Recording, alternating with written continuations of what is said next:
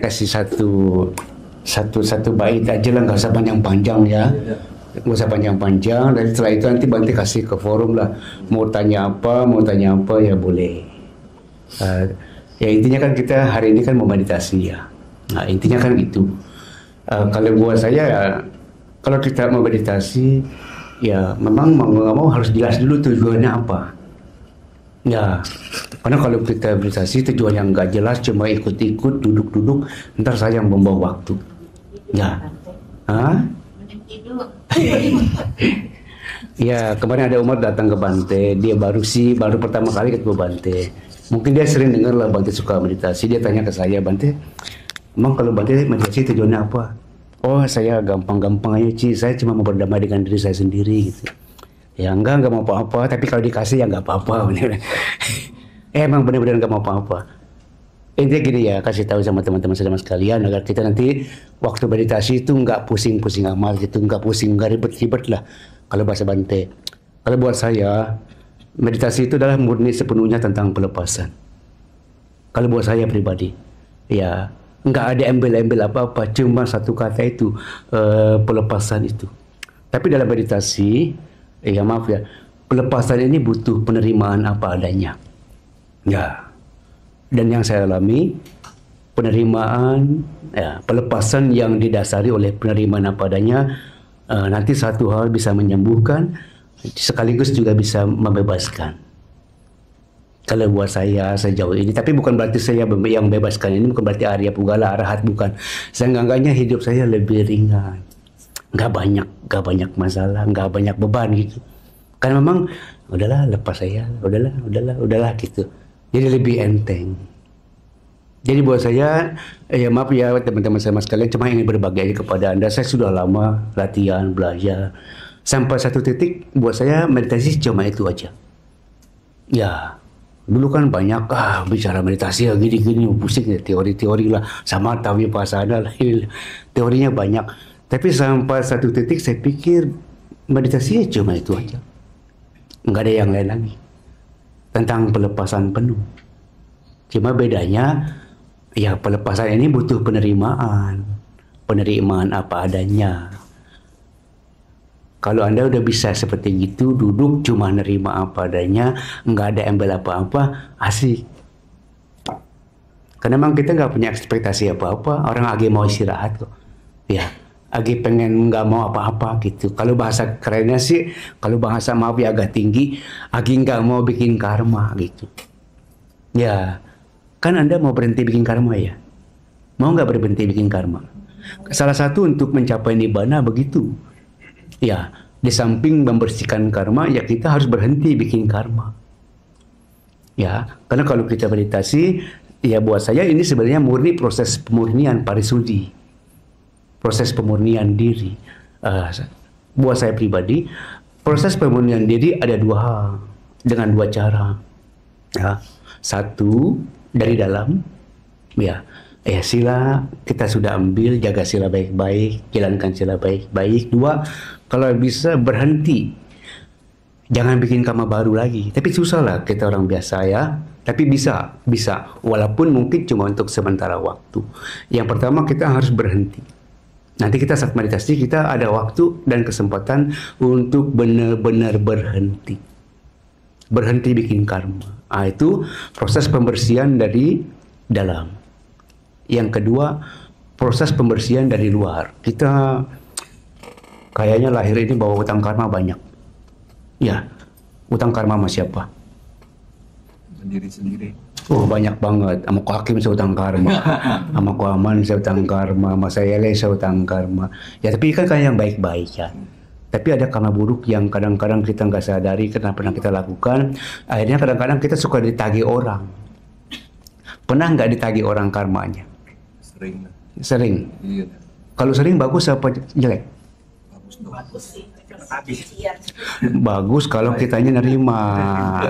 Kalau nggak nerima? Nambah. Nanti kalau buat saya pribadi, meditasi dan keseharian itu harus sinkron. Ya, jangan kita meditasi begini di keseharian begitu, nggak sinkron. nggak beres-beres. Ya, jadi saya begini ya teman-teman sekalian, kita meditasi ini sebenarnya kalau bahasa saya proses parisudi, proses pembersihan, proses pemurnian diri. Ya, proses pemurnian diri bisa dimulai dari diri sendiri, ya silanya jaga baik-baik. Ya, bukan cuma sila aja saya pikir ya. Bagaimana cara kita memperlakukan orang lain, bagaimana kita bersikap ketika kita bertemu dengan orang lain, itu buat saya penting. Ya, buat saya sangat penting. Karena ini salah satu barometer ini orang meditasi apa enggak gitu. Kalau kita ketemu orang, kita masih arogan, kita masih mau menang-menangan sendiri, masih sombong, silakan sih. Bentar iklan dulu, sebentar iklan.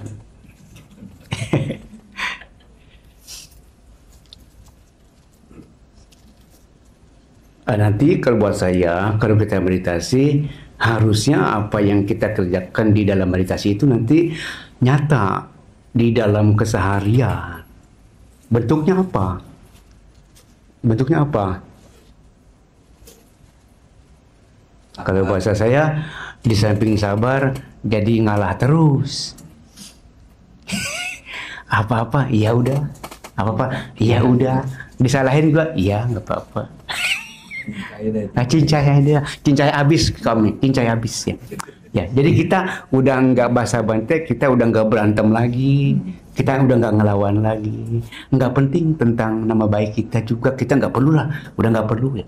Ya, karena memang udah nggak penting, kita udah nggak butuh itu gitu. Ya, karena kita udah berani menjadi diri sendiri apa adanya, jadi kita nggak butuh, terserahlah orang mau nilai apa terserahlah. Nanti waktu ditagih hutang karma pun kita selalu dalam hati bilang kamsia. Ya, karena kita memang ngerti bahwa kita sedang dibersihkan gitu. Nah, nanti kalau kita sudah mengerti sebegitu itu, ya Anda bisa istirahat dalam damai. Yang Bante bilang rest in peace itu. Ya, kalau kita rest in peace, ya nggak perlu mati dulu. Ya, ya, ketika Anda bisa nerima apa adanya, buat saya itulah istirahat, itulah damai. Karena nggak ada konflik. Ya, kita nggak ribut sama orang, kita nggak kelahi, kita nggak ngelawan siapa-siapa. Ya, kita juga nggak butuh pembenaran tentang siapa kita gitu. Ya. Kalau udah seperti gitu, kayaknya asik. Ya, hidup ringan, hidup damai, bahagia. Di luar mungkin ada hujan badai, tapi kita nggak ada masalah. Ya, di luar mungkin ada kasak kusuk begitu-begitu, tapi kayaknya nggak ada masalah. Kalau bahasa para kafilah, anjing menggonggong, kafilah meditasi. Ya, bukan berlalu, nyantanya aja gitu. Ya, biasanya adalah terserah. Kenapa saya bicara cerita seperti ini kepada Anda? Karena saya sekarang lebih senangnya ke situ. Ada apa, kuping saya belum tuli. Ya, mata saya belum buta. Dan saya masih punya perasaan. Ya, tapi saya udah nggak mau ikut campur. Kalau bahasa orang Sunda, lo staying teh. Ya, kalau bahasa orang Betawi, sebodoh amat gitu ya. Emang gua pikirin ya gitu. Lebih enak. Dan ini saya dapat dari meditasi yang saya praktekkan itu. Saya terus terang teman-teman sekalian, ya benar, saya meditasi nggak pengen apa-apa sih. Nggak pengen bisa apa, nggak pengen tahu apa, nggak pengen ngalamin apa. Cuma pengen istirahat, pengen berhenti. Dan dulu saya nggak ngerti bagaimana caranya berhenti, dulu saya nggak tahu. Karena pikiran saya ini kacau balau ya. Dan dulu saya nggak bisa bedain antara pikiran dengan yang mikir, tuh saya nggak bisa bedain. Apa saya bisa bedain antara pikiran yang mikir? Oh ini namanya berhenti ya. Ya udah terserah. Pikiran mau kemana terserah. Bisa nggak bedain pikiran sama yang mikir? Bisa nggak? Bisa ya. Kalau Anda belum bisa, waduh rugi lu meditasi. Nanti ikut pikiran terus. Tapi kalau udah bisa, terserah pikiran mau apa. Yang penting yang mikir nggak ada kemana-mana. Ya. Nah ini saya mau kasih tahu kepada Anda, kenapa penting bagi kita untuk bisa membedakan antara pikiran dengan yang mikir. Ini penting. Karena dulu ketika saya nggak ngerti, saya duduk, tapi saya nggak duduk, saya nggak istirahat. Ya, keseret-seret terus, berantem terus, ngatur-ngatur. Mau pikiran suruh diam gitu. Ya, sibuk ngurusin pikiran. Akhirnya, karena kalah power sama pikiran, keseret-seret pikiran. Sekarang saya udah nggak pusing sama pikiran, terserah. Pikiran boleh bergerak, tapi saya nggak bergerak. Nah, kalau dia bisa begitu, asik. Nanti pikiran bosan sendiri. Ya, karena dia nggak punya lawan. Dia nggak punya musuh. Capek. Iya, capek. Cinta bertepuk sebelah tangan katanya. Sudah Iya. kapal deh. Nah, ini agar nanti kita bisa bedain antara pikiran dengan memikir. Nanti apa keuntungannya kita bisa membedakan itu? Anda mungkin pernah dengar kata sangkara. Apa ya sangkara? Artinya apa ya? Apalagi artinya selain itu? Ada tiga pengertian sih yang saya pernah baca. Satu bentuk-bentuk pikiran, dua bentuk-bentuk batin, ya. Tiga bentuk-bentuk karma, ya. Iya, saya pernah baca sangkara artinya begitu. Bentuk-bentuk pikiran, ya. Bentuk-bentuk batin, ya. Bentuk-bentuk karma, iya. Ya. Tapi batin sama pikiran kan nggak jauh lah. Ya. Jadi oke lah. Dibilang bentuk-bentuk pikiran betul, ya oke. Dibilang bentuk-bentuk karma bisa juga. Sangkara cuma sekedar jadi bentuk-bentuk pikiran kalau kitanya nggak ikut campur. Dia cuma jadi bentuk pikiran aja. Tapi sangkara bisa jadi karma kalau yang mikir ikut campur. Nah, sejauh ini kita sering ikut campur apa nggak ikut campur? Sering ikut campur. Bukan sering ikut campur, senang ikut campur. Kalau nggak ikut campur kayak gimana? Ya silakan. Heru ya, Heru apa Heri? Heri.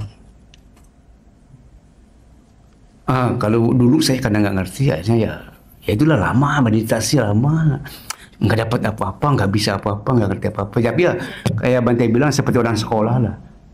Ya karena terus belajar sampai satu titik, oh bisa bedain, bisa paham. Oh ini pikiran, oh ini kalau ikut campur, oh ini karma gitu. Jadi sekarang ngerti, ketika duduk udah nggak mau bikin karma. Tapi susah ya. Iya, susah. Tapi bisa kalau kita latihannya rutin. Maksud Bante bahasanya gini, diam tapi tahu tapi bisa nggak? Sadar. Maksudnya kalau bahasa kita sadar sama nerima. Kalau bahasa orang Jawanya eling sama nerimo. Diam tapi tahu maksudnya sadar. Bukan tidur. Tahu tapi diam maksudnya ya udah nerima aja, nggak usah bereaksi gitu. Nah, kalau udah bisa seperti gitu, kita sudah masuk ke esensi meditasi kalau Bante bilang. Ya, karena kan meditasi di Indonesia kan banyak sekali gaya, metode, cara, guru, pengarahannya juga banyak sekali. Tapi kalau saya bilang, udahlah kita nggak usah repot-repot, langsung ke isinya aja. Ya, jadi kita prakteknya kesannya lebih enak. Dan buat saya terus terang, ya makin sekarang saya pikir hidup lebih enak dibanding dulu. Ya. Saya udah nggak ribut lagi, nggak mau kelahi, nggak mau ngelawan, nggak mau ngerubah kenyataan yang sudah mesti terjadi. Ya kalau sudah mesti terjadi ya mau diapain? Ya tinggal ke depannya aja nanti gimana. Nah itu yang Bante sampaikan tentang meditasi. Jadi meditasi sepenuhnya murni adalah tentang pelepasan. Jadi kalau hari ini Anda datang ke sini pengen meditasi, Anda pulang pengen dapat sesuatu, mendingan nanti ke mall pulangnya. Ada door price-nya di situ. Kalau mas saya janjiin saya nggak dapat apa-apa. Ya kalau mas saya, karena kita bukan pengen dapat apa, tapi kita sedang pengen belajar melepas. Kalau Anda sudah bisa seperti itu, Anda cenderung melepas. Nanti Anda akan jadi orang kaya sesungguhnya. Emang orang paling kaya sedunia. Nggak butuh apa-apa, udah cukup. Ya, ada syukur, nggak ada nggak apa-apa. Nah, silakan.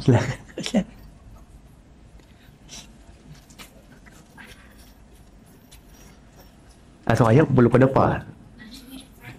Digang boleh kali nggak apa-apa, komen ya.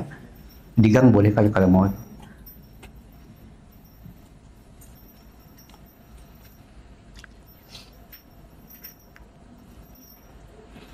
Ya, jadi intinya itu. Ya, Bante bicara hari ini, Bante bilang sebenarnya memang intisari dari mungkin sekitar, Bante dulu belajar meditasi awalnya mungkin kalau nggak salah tahun 2000. Sekarang 2026 ya. Apa ya? 2025. Pengen cepet-cepet. Jadi apa yang tadi saya bicarakan itulah intisari dari 25 tahun perjalanan saya Ya walaupun meditasinya bolong-bolong lah, nggak sempurna seperti yang lain, mungkin rasanya panjang-panjang. Tapi kalau saya rangkum, itulah yang saya dapat selama 25 tahun. Cukup, cukup. Ya dan saya puas. Ya, karena sudah bisa merasa nggak butuh banyak apa-apa lagi. Itu yang bilang jadi orang paling kaya. Ada syukur, nggak ada nggak apa-apa. Iya. Lebih, aduh alhamdulillah kata kaya. Ya. Jadi hidup lebih banyak bersyukur, lebih banyak terima kasih. Dan ya, sekarang sekarang ya, maaf ya teman-teman saudara kalian, makan aja buat saya jadi nggak penting. Nggak tahu tuh. Di Simpak saya jarang makan, paling cuma sarapan aja kalau pagi. Kalau orang kadang-kadang lihat Bante kasihan, tapi saya lihat kamu kasihan juga. Kasihan kenapa lihat saya? Emang saya sakit? Iya, cuma masalah nggak makan doang. Tapi saya sehat, saya bilang. Iya, nggak tahu bisa sampai ke situ. Kayak malas saya makan. Lebih enak kerja, lebih enak diam daripada makan. Kayak kebutuhannya nggak terlalu banyak lagi. Nah, ini bukan cuma kebutuhan perutnya, kebutuhan batin juga nggak banyak. Karena dalam usia sekarang saya mulai masuk ke 56, pola tidur sudah mulai berubah. Tengah malam sering bangun kayak bayi, tapi nggak ngompol, mesti nggak nangis, ya. Tapi nggak bisa tidur lagi. Dan saya sering kedatangan orang-orang kalau udah tengah malam nggak bisa tidur lagi. Biasanya kalau siang stres tuh, terus lama-lama dia merasa dia kurang tidur, tapi saya nggak juga. Kenapa? Ya udah nggak apa-apa, nggak bisa tidur, makan apa? Ya, yang penting kan masih bisa ketawa, ya, masih bisa bahagia. Jadi lebih gampang, hidup lebih simple kalau buat saya seperti itu, ya.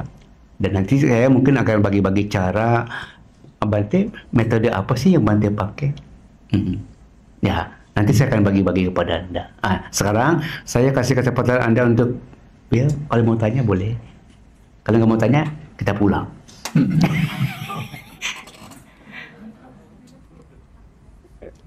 Silakan Anton.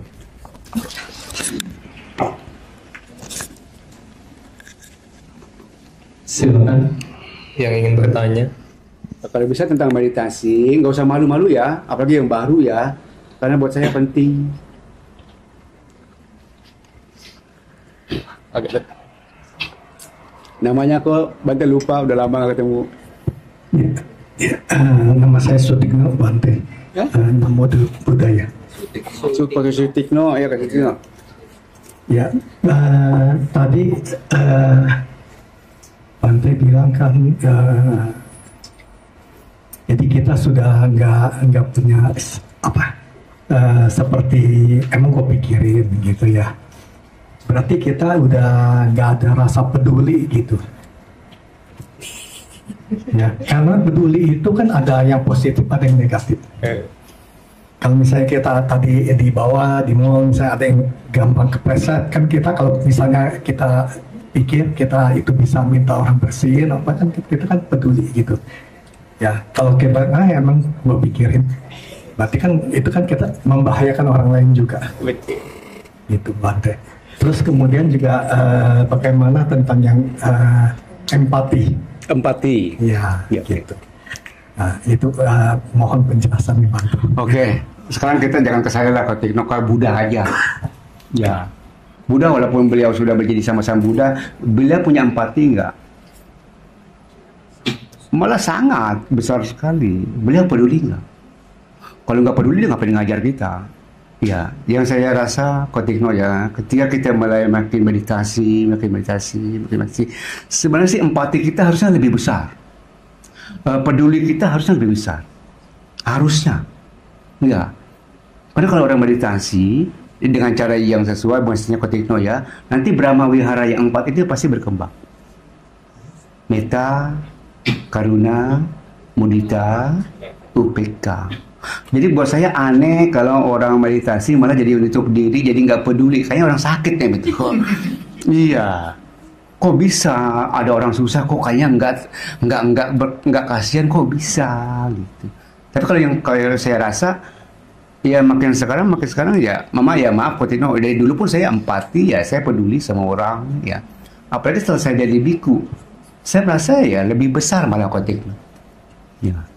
Saya kadang-kadang mengorbankan waktu istirahat saya untuk orang lain. Karena mereka datang jauh-jauh, ya udah nggak apa-apa, nggak masalah gitu. Jadi kalau orang meditasi nanti dia malah jadi apatis dengan segala sesuatu yang di luar lingkungan dia. Mungkin tadi dia kalau bahasa Bante ada yang salah. Nanti saya akan jelaskan. Ada orang meditasi tapi karena dia salah memahami dari awal, akhirnya ya sikapnya begitu ketik nggak mau tahu. Yang penting dia sendiri aja. Jadi ketika ya, yang saya rasa gitu ketika empati kita harusnya lebih besar, peduli kita lebih besar, kasih sayang kita, perhatian kita, bahkan kita rela mengorbankan diri kita untuk kebahagiaan orang lain. Ya, itu ketika ya. Oke ketika. Ya, jadi maksudnya kita tetap aktif, tapi kita nggak jadi kepikiran gitu, Pak. Enggak. Tapi kita masih mikir. Enggak, maksudnya jadi nggak jadi beban pikiran gitu. Enggak. Ya, jadi jangan jadi ya begitu aja gitu. Iya betul. Jadi kalau bahasa Bante easy going. Ya, karena kita tahu memikirin sesuatu yang nggak bermanfaat itu rugi. Buang waktu. Dan berarti kita sangat-sangat pandai untuk memilih sesuatu mana sih yang bermanfaat, mana sih yang bermanfaat gitu. Dia paham sendiri kok itu. Ya, sama seperti kita makan, mana sih yang sehat, yang perlu dimakan, mana sih yang nggak perlu dimakan gitu. Masih begitu. Ya, iya kok itu. Yang lain, yang perempuan takut ya. Nggak apa-apa. Ya, kalau nggak tanya ya Bante lanjut lagi, tambahin lagi pengertiannya tentang meditasi, agar nanti walaupun nggak ada Bante, walaupun di rumah sendirian udah ngerti, oh begini harusnya ya Bante meditasi ya gitu. Ya, oke Bante lanjut dulu ya Anton ya. Silakan Bante. Mungkin mereka lagi kadang-kadang tanya apa. Gitu. Yang kedua saya kasih perumpamaan tentang meditasi. Meditasi itu sekarang sedang mengajak kita untuk bisa bersikap seperti langit dan bumi katanya. Anda bisa ngerti nggak maksud saya seperti langit dan bumi apa? Coba. Ini perumpamaan ya, cuma kiasannya. Apa? Buat saya langit itu terbuka. Bumi itu senantiasa menerima. Itu dia. Kita meditasi, pengen nanti punya watak, punya sikap seperti gabungan langit dan bumi. Selalu terbuka. Terbuka. Dengan apa Bante? Dengan semuanya. Baik buruk, enak nggak enak yang mengadanya itu. Ya, jadi manusia berjiwa besar. Satu. Yang kedua, dia selalu nerima. Bumi dan selalu nerima. Ya, nerima apa? Nerima apa adanya. Ya. Kalau buat saya itu ukuran. Kalau orang meditasi, dia nanti malah tertutup, ada yang salah.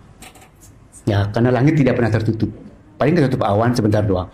Ya, karena bumi tidak pernah menolak apapun yang diberikan kepadanya, walaupun kotoran terserah. Ya, mau yang ini itu apa terserah, mau ludah apa terserah. Ya. Nanti kita meditasi maunya bersikap seperti langit dan bumi, gabungan dua hal itu harus Anda punya kalau kita ngaku-ngaku suka meditasi. Ya, paham ya? Bersikap seperti langit, selalu terbuka. Kalau bahasa Bante, open house. Ya, terbuka. Ya, selalu terima siapapun yang datang. Selalu terima masalah apapun yang datang. Ya. Jadi terbuka.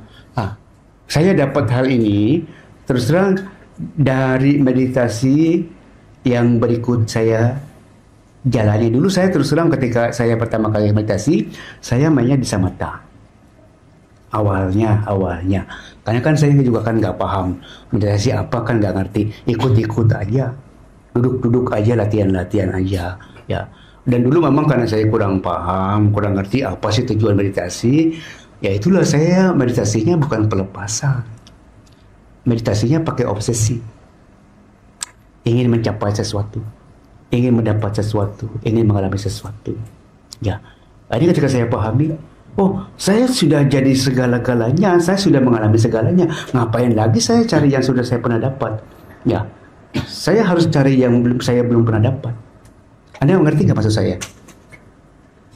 Kenapa saya bilang saya sudah pernah menjadi segala-galanya? Anda percaya nggak Anda sudah pernah jadi segala-galanya? Samsara? Samsara?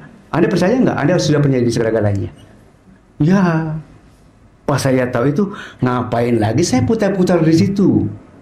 Ya, udah bosan nggak? Enggak, itu belum bosan-bosan. Ya, masih pengen senang-senang putar-putar Bante, masih kanak-kanakan, masih senang main komedi putar. Ya, pas saya pahami itu, ngapain juga saya harus ke situ-situ lagi? Ya, putar-putar lagi di situ. Akhirnya saya pikir harus ada satu jalan lain yang belum saya tempuh. Jalan apa itu? Itulah yang saya bilang jalan menuju kebebasan. Bagaimana caranya jalan itu nanti kita lalui?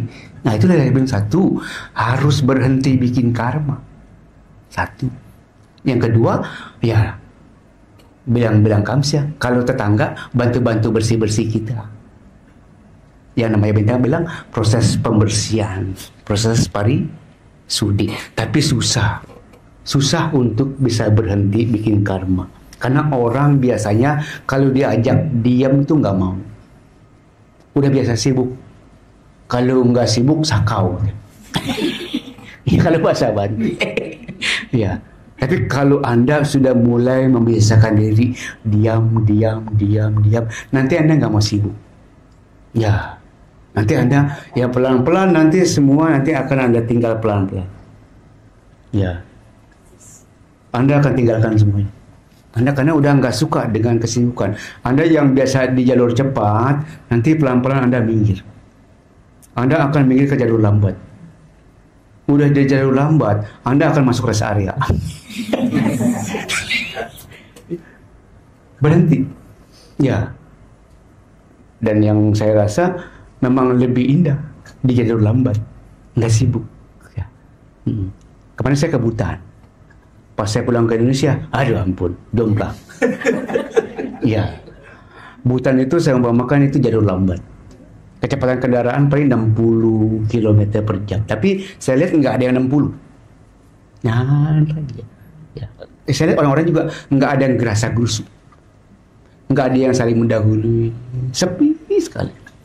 Nggak ada motor, nggak ada kebut-kebutan mainnya. Ya, indah sekali. Nah, itu buat saya. Nanti kita meditasi pengen pelan-pelan, pengen masuk ke jalur lambat.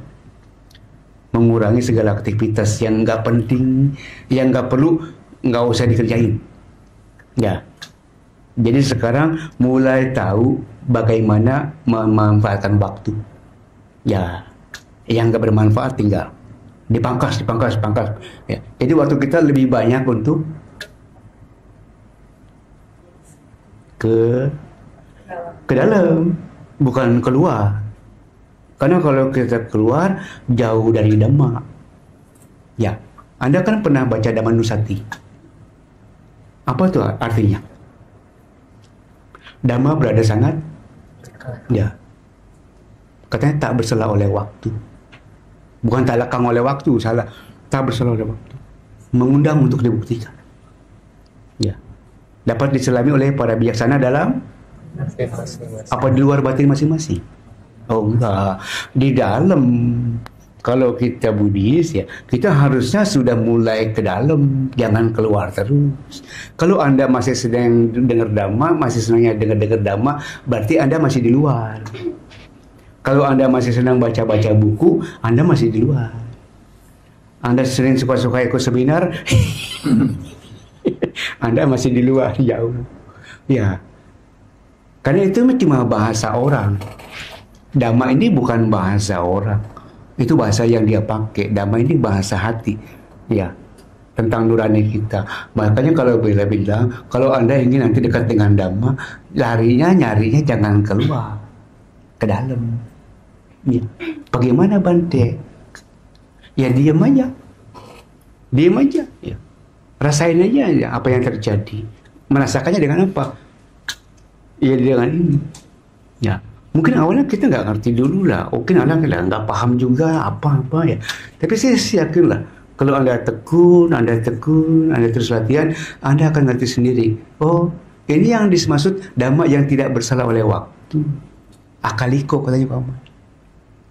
Dhamma itu butuh waktu enggak? Tenang itu butuh waktu enggak? Sama seperti kita minum sebenarnya. Saat itu kita minum, saat itu kita rasain. Misalnya kayak minum teh lah, teh krisan, ya. Minum dulu ya. Biasa trik minum. minum misalnya. Saya bisa rasain tehnya. Kamu bisa rasain? Nggak bisa. Mesti minum sendiri. Terus saya butuh waktu lama nggak untuk bisa rasain ini? Langsung. Pas bibir saya nempel di sini, saya tengok langsung. Nggak perlu waktu panjang. Dhamma juga begitu. Anda bisa langsung rasakan kapan itu Anda bisa akses langsung. Masalahnya punya pasportnya nggak? Ya. Ya intinya itu aja saya bilang. Harus berani bilang cukup. Harus bisa bilang cukup. Karena kalau Anda masih belum cukup, Anda nggak punya pintu masuk. Ya. Kalau Anda belum cukup, Anda masih di luar. Susah untuk bisa masuk ke dalam. Karena orang sudah cukup aja ketika di dalam dia bisa diam. Ya, kalau orang belum cukup, di dalam pun dia masih cari terus. Ya, karena dia masih belum cukup. Tapi kalau Anda sudah cukup, ya udah. Emang udah cukup ngapain lagi? Ya. Kalau kayak orang main apa tuh, yang suka nempel-nempel itu namanya apa tuh? Hah? Enggak tahu, waktu baca kecil mah suka nempel-nempelin ente jadi gambar Mickey Mouse, puzzle. Iya. Puzzle. Jadi kalau kita nanti udah lama-lama meditasi, puzzle kita udah selesai. Ya, nggak main puzzle lagi. Ya. Tapi kalau yang masih baru, puzzle-nya masih berantakan. Masanya juga salah. Ya, nggak jelas. Ini mau dipasang kemana ya? Mana? Ya. Karena nalurinya belum main. Instingnya belum kerja. Tapi kalau udah sering-sering lama-lama dia oh di sini, oh ini. Akhirnya lama-lama ketemu dah tuh. Ya, kalau udah ketemu ya udah asik. Ya. Jadi intinya begitu ya teman-teman sekalian. Nanti kita meditasi, intinya yang Bante bilang tadi, kita udah nggak mau apa-apa lagi. Ya, sudah cukup. Ya, tapi kalau ada ya nggak apa-apa. Ya, kita nggak cari. Tapi ada ya nggak apa-apa. Ya, nggak ada masalah. Kita juga nggak munafik. Kalau ada, oh nggak, katanya nggak boleh. Konyol ya. Iya, munafik namanya. Ya udah, apa adanya aja maksud Bante. Ya, kan apa adanya. Kan nggak harus semua jelek-jelek. Kan yang bagus juga kan apa ada juga nggak masalah kan ya. Tapi kita nggak melekati itu. Ya, kita mau belajar melepas. Nah, dari penerimaan itulah teman-teman saudara sekalian yang saya tahu tentang melepas itu dari penerimaan itu. Ya, kalau yang jelek-jelek aja bisa kita lepas, nanti yang bagus-bagus juga kita bisa lepas. Ya, karena kita meditasi nanti kita bukan lagi bicara baik atau buruk, kita mau keluar dari baik dan buruk. Udah nggak ada penilaian apa-apa. Karena kalau kita menilai, nanti kan ada like and dislike. Kama lagi. Ya, kalau nggak suka, benci. Kalau suka, mereka. Kalau kita seperti itu, berarti kita masih bikin karma. Nanti kita waktu kita meditasi, kita benar-benar mau berhenti bikin karma. Apapun yang terjadi, mau kayak langit. Ya, terbuka aja. Apapun yang terjadi, mau kayak bumi, nerima aja. Bisa nggak? Bisa. Nanti kita lihat. Nonton bola aja, sampai ya kita hadapin aja. Bukan nonton bola aja, nonton sinetron Korea juga sama. Ya, bukan cuma nonton apa aja, mau dengar apa, lihat apa, semua. Kan Bante bilang tadi terbuka. Mau dari kuping ke, mau dari mata ke, mau dari kulit ke, ya, mau dari batin ke, mau dari luar, dari dalam, ya kitanya semua terbuka. Itulah Satipatthana, katanya kalau bahasa bukunya.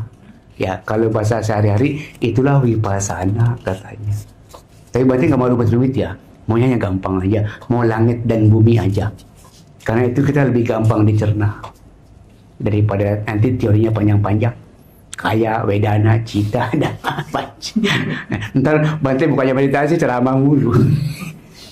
Jadi intinya di situ. Ya, nanti Anda harus buktikan itu di keseharian bahwa Anda meditasi. Ya, jangan sampai di luar orang lihat Anda, itu orang meditasi kok begitu amat. Ya, cutek ya, egois, arogannya minta ampun, maunya dilayanin mulu, maunya dihormatin ya. Kayak nggak connect. Ya, Ngomel lagi. komen mulu, komentator. Ya, makanya saya bilang kalau kita udah sering-sering meditasi, ya udah enakan diem, apa-apa diem. Karena ada orang bilang diam itu emas. Nah, itulah diam itu yang Mas Bante bilang itu, berdiam dalam damai. Rest in peace. Oke, udah cukup? Kita meditasi ya. Anton, sekarang jam 7.48. Betul, Bante. Kita meditasi sampai jam berapa? Terserah, Bante mah terserah yang ikut meditasi. Entah kalau kelamaan Bante pulang sendiri. 45 menit boleh, Bante. 45 menit dari sekarang, Anton? Iya. Cukup nggak 45 menit? Cukup ya? Karena kalau kurang nanti di rumah bisa nambah. Atau kita break dulu, Anton. Yang mungkin yang mau ke toilet sebentar. Baik, Bante. Iya. Oke, yang mau ke toilet silakan. Nanti setelah selesai ke toilet baru kita start, Anton ya. Baik, Bante. Hati-hati. Ya, ada efek samping. Ya, ada efek samping. Ya. Karena efek samping ini buat saya yang paling susah, paling sulit. Ya, karena saya pernah ada di titik itu. Ketika saya langsung meditasi, aduh saya dapat itu, aduh susah sekali. Buah simalakama. Ya, ini yang Bante bilang simpang simalakama. Ya, jadi kalau kita meditasi, nanti Anda satu titik Anda akan ada di simpang simalakama. Di satu sisi kayaknya pasti butuh duit, ya. Tapi di satu sisi nggak butuh duit, gitu. Ya. Di sisi masih harus kerja, di satu sisi nggak mau kerja. Ya, kayak udah nggak mau ngapa-ngapain, tapi harus ngapa-ngapain. Bingung nggak? Saya pernah dari situ. Itu efek samping. Ya, kalau udah sampai situ, berarti Anda sudah harus memilih. Berani nggak? Pilih yang mana? Ya, sayang. Ya, kalau bahasa Bante begitu. Karena teman-teman Bante yang ikut Bante yang udah jadi biku kebanyakan sampainya di situ, sampai di simpang simalakama. Ya, kalau saya untung si Padma, saya nggak punya siapa-siapa. Ada mama sih oke, ada adik, ya. Tapi ya nggak apa-apa kan, mama juga kasih izin. Adik juga oke, udah pada gede-gede. Jadi buat saya enteng. Ya, Anda yang sudah punya gantungan, wah. Jangan kencang-kencang meditasinya.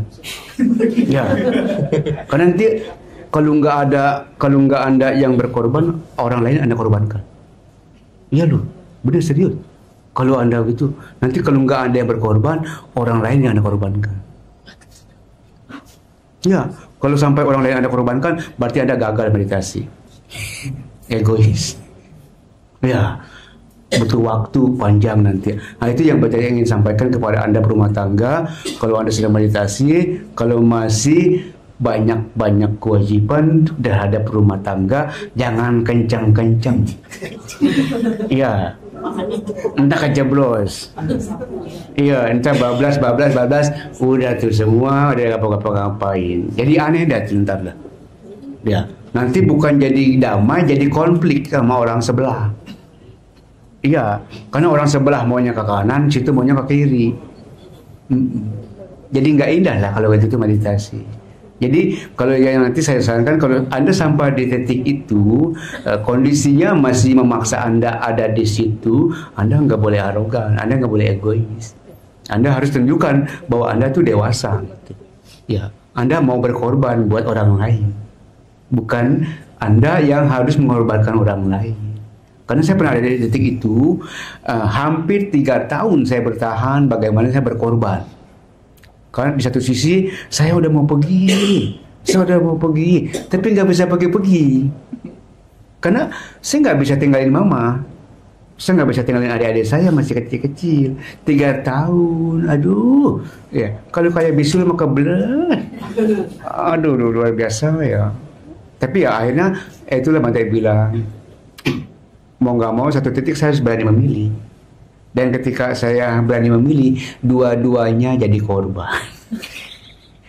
Ya, saya berduka, mama berduka, adik-adik saya berduka. Mama nangis, adik saya, aduh Bante, nggak ada Bante, entah kita yang beli durian siapa? Mikirin durian. Di Myanmar saya latihan, saya nangis gitu. Ya tapi ya itulah, saya bilang happy ending lah. Ya, jadi saya bilang kepada Anda, nanti kalau Anda sudah sering meditasi, sabar aja dulu. Matangin dulu. Jangan mentah udah mau diambil. Jangan mentah udah mau dimakan. Nggak enak. Ya, sabar, pelan-pelan, dikit. Ya, mesti tunjukkan bahwa kita itu dewasa. Kita itu bijak. Rela berkorban demi orang-orang yang kita cintai. Itu. Ya, bukan kita malah mengorbankan orang-orang yang kita cintai. Udah ya ke toilet, udah? Apa mau nambah lagi ke toilet lagi? 2 kali, 3 kali. Udah ya? Terima kasih. Masih ada tempat duduk nggak? Kebagian nggak? Di depan sih, yang terlambat di depan. Depan boleh, di jago ke tengah juga boleh diisi. Mungkin Bante mau kasih pengarahan dulu lah tentang duduk. Ya, tentang sikap tubuh. Karena penting. Ya udah sekarang duduk dulu dah. Silakan duduk senyaman yang Anda bisa. Senyaman-nyamannya. Yang di kursi oke lah, Ma. Ya, boleh bersandar terserah lah. Nyaman, yang penting Anda nyaman. Ya. Jangan nyandar ke tembok, cinta rubuh temboknya.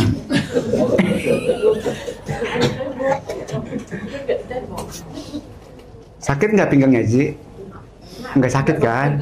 Ya udahlah, jangan nyender dulu. Iya. Ya, kalau masih sehat kita harus mandiri. Ya, nggak boleh memanjakan tubuh. Oke, ambil sikap duduk senyaman mungkin, duduk senyaman mungkin yang Anda bisa.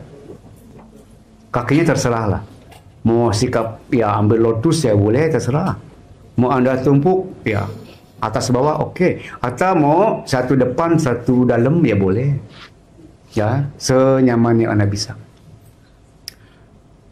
Kalau sudah posisi kakinya oke, kita mulai naik tuh. Pinggangnya tegak. Badannya tegak tapi nyaman. Senyaman-nyamannya terserah. Anda yang paling tahu lah Anda nyaman itu apalah. Ya, tegak tapi nyaman. Nggak dipaksakan ya maksudnya, tegak. Tapi kalau Anda punya masalah dengan tubuh Anda, ya namanya manusia kan struktur tulangnya kan nggak sama. Ya terserah lah. Yang penting Anda sudah berusaha tegak, sudah berusaha nyaman. Oke, tangannya satu, boleh di pangkuan bisa, atau di atas lutut boleh. Ya, nyamannya Anda nih. Kalau udah ambil satu, kalau bisa udah jangan rubah-rubah lagi. Kalau bisa. Kepalanya tegak, kepalanya tegak. Lampunya mati nggak, Anton? Oke, lampunya padam, Anton nanti sambil ngomong sebentar. Oke, kepalanya tegak, tapi relax. Ya. Setelah itu kita sama-sama, pintu masuknya sama. Semua orang meditasi, pintu masuknya sama. Jadi napas dulu. Bernapaslah secara apa adanya. Nggak usah dibuat-buat. Ya. Biasa-biasa aja.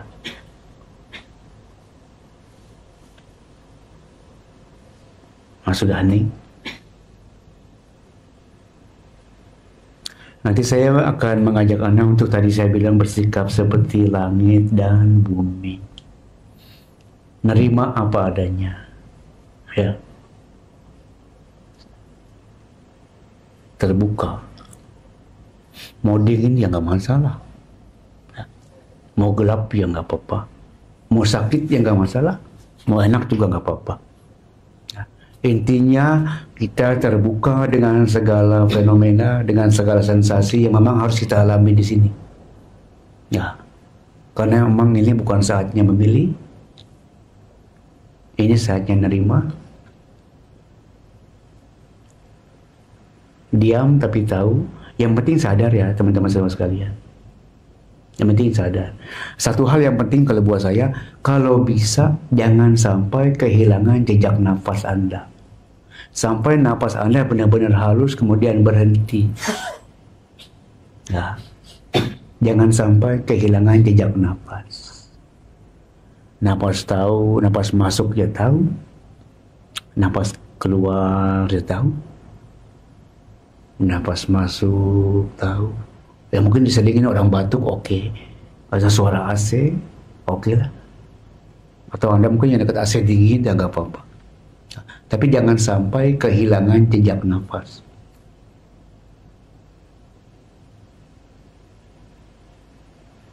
Lama-lama biasanya napasnya nanti halus-halus, nanti sensasinya bukan lagi napas, nanti sensasi fisik, sensasi batin. Ya, tapi tetap napas.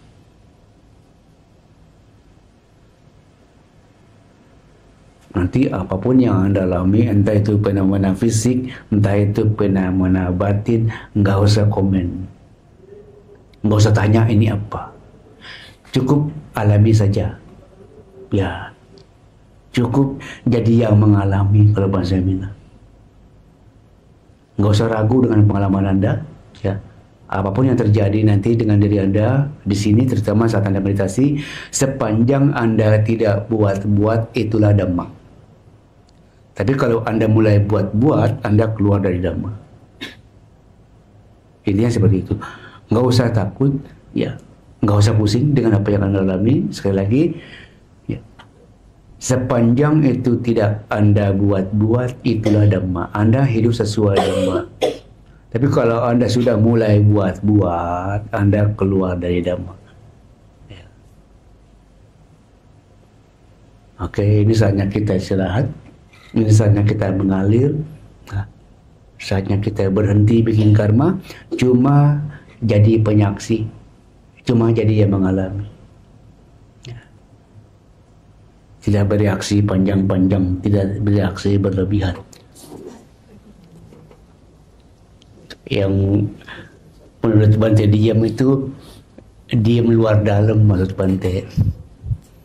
Bukan cuma badannya doang diam gitu maksudnya. Kalau bahasa orang Muslimnya diam lahir batin katanya. Ya jadi cuma diam aja. Tapi diam bukan diam nggak tahu, ya diam tahu. Ada apa ya tahu-tahu. Tapi diam aja. Itu yang saya bilang berhenti. Berhenti bikin karma katanya. Nah, tapi untuk sampai ke situ kayaknya susah ya. Susah. Tapi yang nggak ada cara lain, itulah caranya. Ya, nggak ada cara lain. Meski diam, benar-benar diam lahir batin katanya. Kalau Anda bisa diam, ya lumayan sih. Nanti akan lebih banyak istirahat daripada sibuk ya. Jadi kalau bahasa Bante bilang, jadi pensiunan. Iya. Jadi banyak waktu buat diri sendiri, banyak waktu, ya.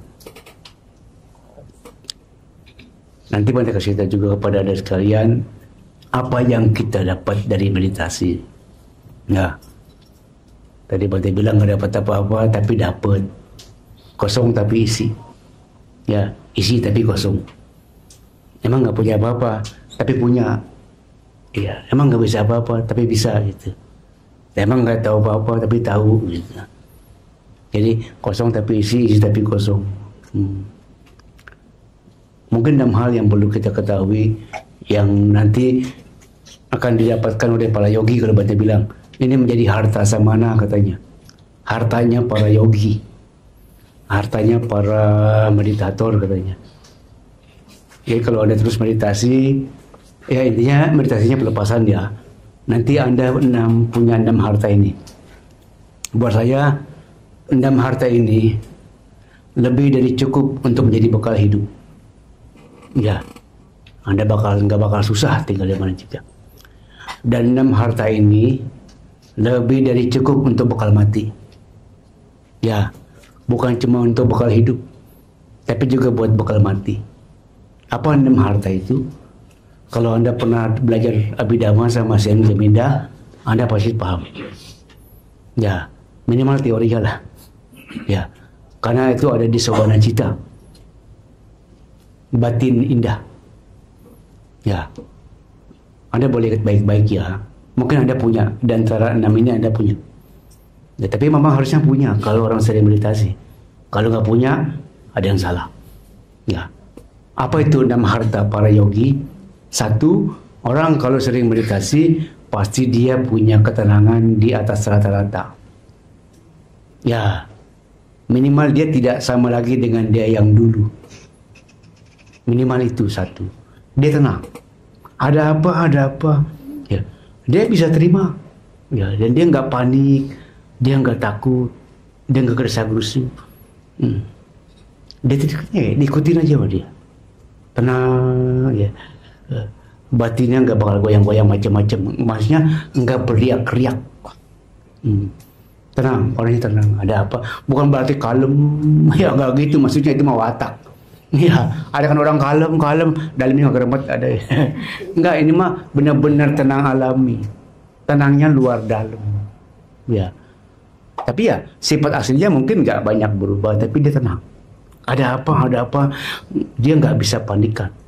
Ya, udah nggak gampang khawatir, nggak gampang takut, nggak banyak mikir, nggak pusing itu. 1, harta samana, harta para yogi adalah ketenangan. Ini bekal yang lebih dari cukup untuk menjalani hidup, dan juga bekal yang sangat cukup untuk menjalani kematian. Harta yang kedua, batinnya ringan.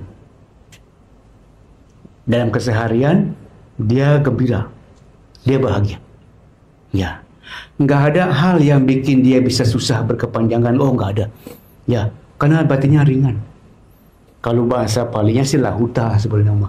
Di situ bilangnya batin yang gembira, batin yang bahagia. Tapi saya lebih senang pakai kata batinnya ringan. Enteng, hidupnya enteng. Maksudnya apa, Bante? Tidak terbebani. Karena dia tahu bagaimana caranya meletakkan beban. Dia nggak bakal bawa kemana-mana.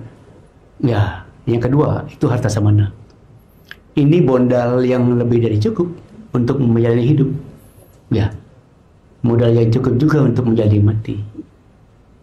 Menjalani hidupan enteng-enteng aja. Mati pun nggak masalah. Emang masih mati itu. Ya, itu yang kedua. Yang ketiga, orangnya lentur. Sama yang pas sama, Bante sering bahas ini. Yang ketiga, yang keempat ini orangnya lentur, orangnya mudah menyesuaikan diri. Jadi dia tidak lagi menuntut keadaan, tapi dianya yang menyesuaikan diri dengan keadaan. Ya, jadi nggak arogan lagi. Ya, lebih banyak tolerannya daripada arogannya. Kalau bahasa guru tahu, orang ini udah punya ilmu air katanya. Tahu ya ilmu air ya? Ngalir terus ya. Kadang-kadang mampet tuh. Mampet tuh nggak masalah. Ya, air nggak mau pusing-pusing, mau apa kayak mau di got jadi got. Ya, mau di WC jadi jamban ya nggak masalah. Pokoknya dia punya ilmu air. Tapi dia asik aja, ikut aja ya. Ya seperti guru tahu seperti gitu. Ikutin arus nih ya. Ya ikutin keadaan. Ya, mau ke laut ayo, mau naik nggak masalah. Ya, mau turun ke langit boleh, mau naik ke awan ya nggak masalah. Jadi dia punya ilmu air. Masa Bante ya di gelas jadi gelas, jadi piring, jadi ember ya. Di daun jadi apa? Tapi dia tidak kehilangan sifat airnya, tidak kehilangan jati dirinya. Dia tidak jadi orang lain, tapi dia lentur. Ya, dia nggak jadi siapa-siapa, dia jadi dirinya sendiri. Tapi dia pandai menyesuaikan diri dengan kondisi di mana dia hidup.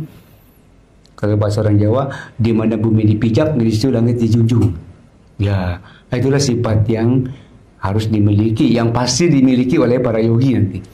Orangnya lentur, orangnya mudah menyesuaikan diri, orangnya toleran, pokoknya orang toleran.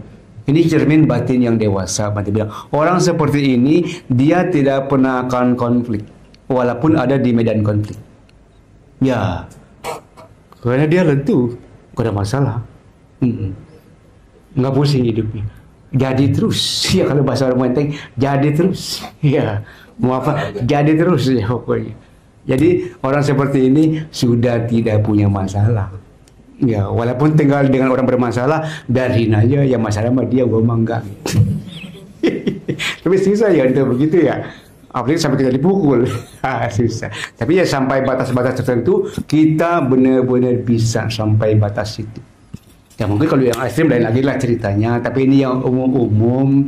Jadi toleransi kita begitu jadi luas. Berkembang terus, ya, memperluas batas-batas penerimaan kalau bahasa Bante, ya.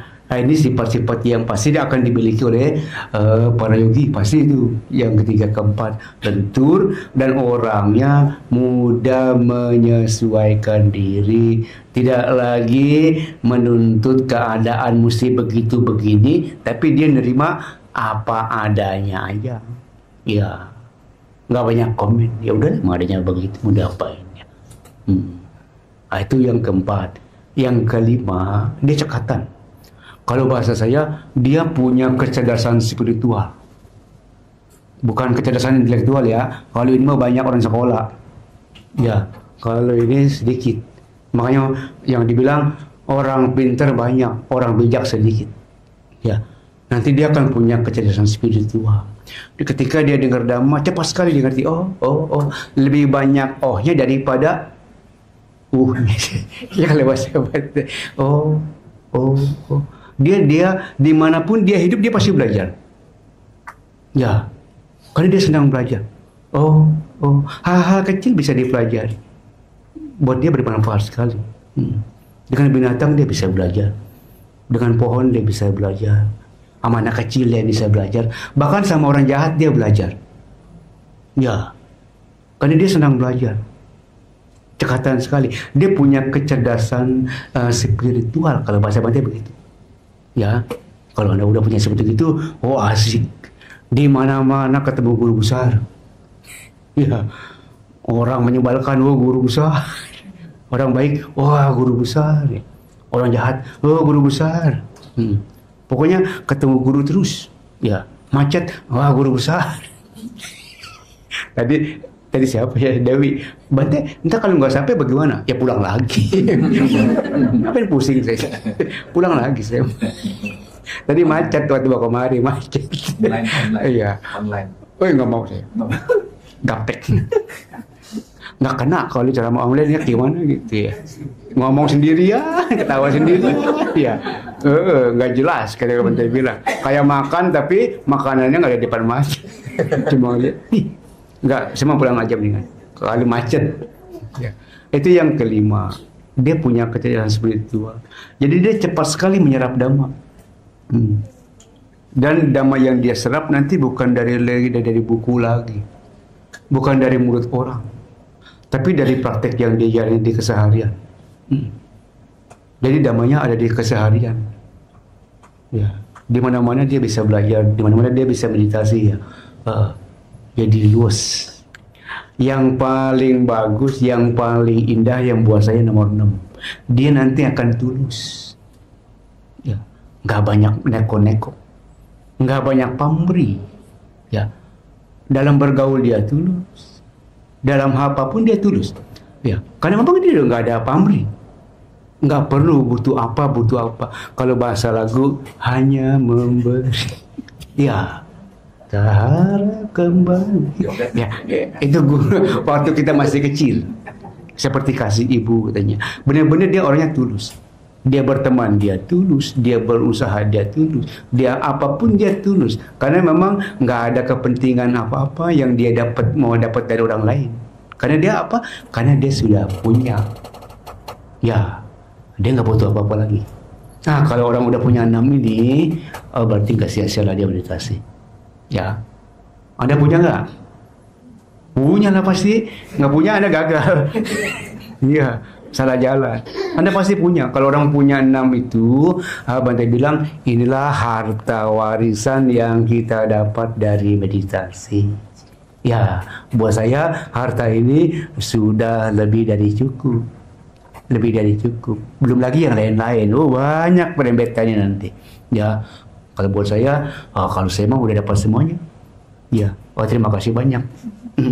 Ya, terima kasih banyak. Karena di mana-mana dapat terus. Ini dapat sekarang dapat 1, Bagi dong. dapat 2, dapat 2. Ntar dapat lagi tuh, masih ada nungguin. Ya, nggak ngarep tapi dapat.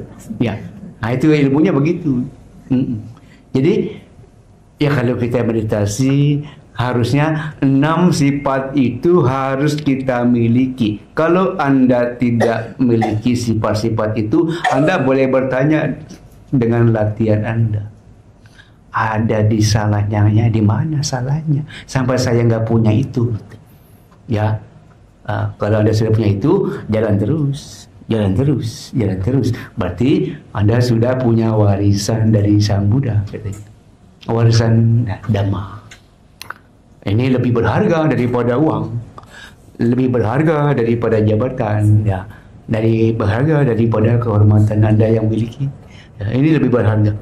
Nah, karena harta inilah yang akan kita bawa dalam panjang kehidupan, dan ini harta ini akan membuat kita terus naik, bukan merosot. Ya, nggak akan turun Anda dalam kehidupan ini. Anda akan naik terus sampai selesai urusan Anda dengan dunia. Oke?